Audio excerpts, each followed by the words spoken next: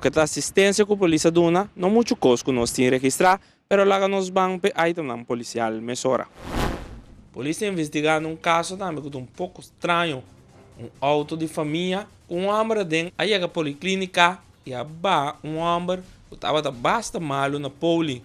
No momento que vai atender que vítima, o doutor Navarra constatar que o homem não está dando sinal de vida.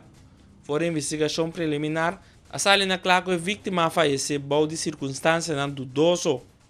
Fora da área de banda, a bem que a vítima para riba e na chegada na poli já não está dando sinal de vida.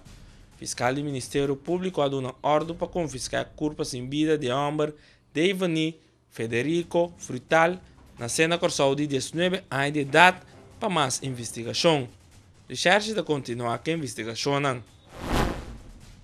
De hora de noite, tomou lugar um acidente com a basta atenção. Esse estava arriba a Mandelweg na área de Dominguito.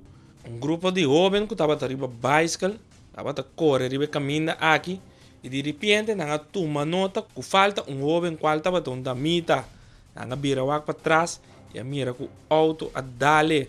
Na vai emissora nesse sítio e a toma nota de jovem que anda de basta dolor. A chama a polícia e na chegada da patrulha policial a notificar serviço de ambulância e a paramédico na chega emissora nesse sítio e atender que o jovem para depois transportar para a poli. Na turma estava arriba bicycle no momento que o acidente tomou lugar. Polícia de tráfico está investigando o acidente aqui para o acta com Turcosa Bay. Estava um Toyota Tercel branco com a dal e o riba bicycle. A outra tem que determinar se a vítima estava a correr riba caminho ou se a auto vai fora caminho. Tudo isso aqui tem investigação tem que determinar. E sei, o que a vítima ela que está transportada para a poli para se por aí tratamento médico. Essa aqui é o que nós estamos preparados para os televidentes.